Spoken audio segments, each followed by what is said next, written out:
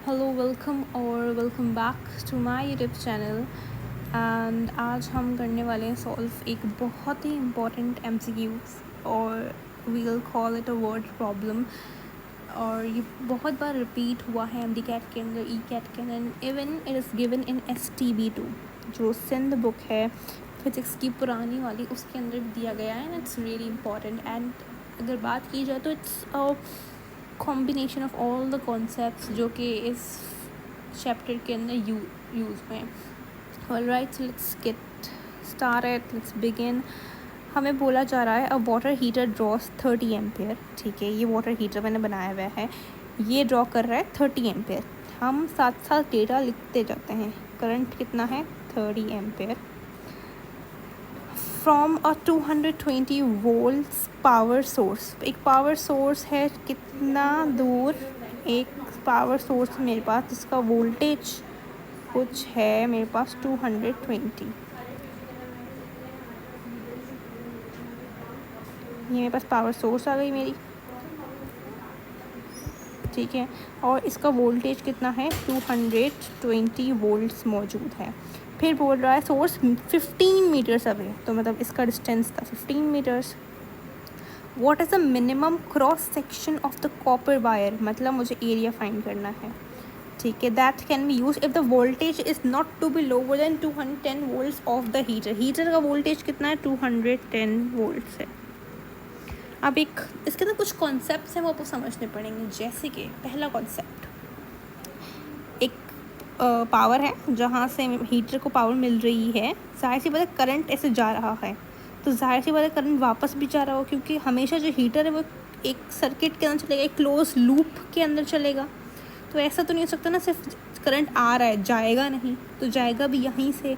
मैं बना दूँ एक और कुछ इस तरीके से बना दूँ कि एक करंट जहाँ से जा भी रहा हो, इसकी लेंथ भी कितनी होगी? 15 मीटर ही होगी, ठीक है। वैसे स्ट्रेट होना चाहिए, इसका सूलन तो इस तरीके से होना चाहिए, लेकिन ठीक है हमने अपने समझने के लिए ऐसे बना दिया। मैं बता रही हूँ बार बार, ये सीधा ही है, ठीक है। 15 मीटर ये हो गया। 15 मीटर कैसे? क्योंकि करंट यहाँ से जा रहा है तो यहाँ से वापस आएगा। कितना करंट है? 30 एम्पेयर है। अब 30 + 30 मत करते हैं बैठ जाना, 30 है। 13 इतना जा रहा है करंट, इसके अंदर 13 ही वापस यहाँ से आ रहा है, ठीक है। आगे बोल रहा है कि पावर के पास 220 वोल्ट्स हैं और हीटर के पास 10 वोल्ट्स, 210 वोल्ट्स है। मतलब बीच में कितना वोल्ट्स, कितना वोल्टेज ड्रॉप आया? 10 वोल्ट्स का मेरे पास वोल्टेज ड्रॉप आया, ठीक है। ये बात समझनी ऐसी है कि यहाँ पे 220 है, यहाँ पे 210 है, तो मतलब 10 वोल्ट्स बीच में कहाँ गए? तो वो वोल्टेज ड्रॉप था। मुझे यहाँ पे क्या फाइंड करना है? एरिया फाइंड करना है। आप समझ जाएं, एरिया फाइंड करना है इसका मतलब रेजिस्टेंस का फॉर्मूला लगने वाला, लेकिन यहाँ पर रेजिस्टेंस ही नहीं दी गई। सिंपल हम ओम्स लॉ यूज़ करेंगे। V is equal to IR। Voltage कितना दिया हुआ है? 10। करंट कितना दिया हुआ है? 30। तो कितना आ गया? 1/3 आ गया रेजिस्टेंस, ठीक है। फॉर्मूला क्या है मेरे पास? रेजिस्टेंस बराबर है रेजिस्टिविटी L/A। इसको थोड़ा रीअरेंज कर लेते हैं। एरिया बराबर हो जाएगा रेजिस्टिविटी L/R के।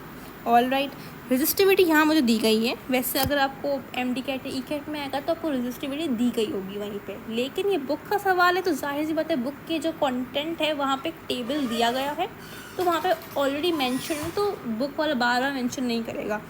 लेकिन MD कैट में आएगा, E कैट में आएगा तो वहाँ पे मौजूद होगी इसकी रेजिस्टिविटी। एरिया है, रेजिस्टिविटी कितनी है? 1.60 × 10⁸ लेंथ कितनी है? 30। क्यों? 15 ये 15 + 15 कितना होता है? 30 होता है। डिवाइड कर देंगे इसको रेजिस्टेंस से 1/3। 3 यहाँ पे डिवाइड और ऊपर जगह मल्टीप्लाई हो जाएगा। ये कितना आएगा? एरिया बराबर हो जाएगा 1.60 × 10⁻⁻8 मल्टीप्लाई बाय 30 मल्टीप्लाई बाय 3। अब इसको हम आराम से अगर मल्टीप्लाई करें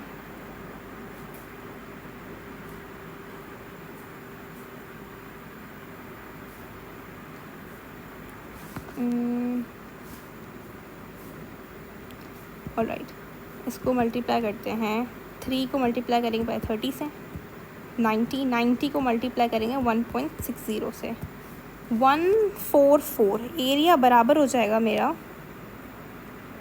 area will be equal to 144 into 10⁻⁻8 metre square, क्योंकि एरिया किस मतलब मीटर स्क्वायर भी होता है. This is our answer, right. So I hope यहाँ पे हमें मिल गया, इसका एरिया मिल गया कॉपर वायर का. So I really hope this MCQs, this word problem is clear to you. And stay tuned to my channel, and yeah, goodbye.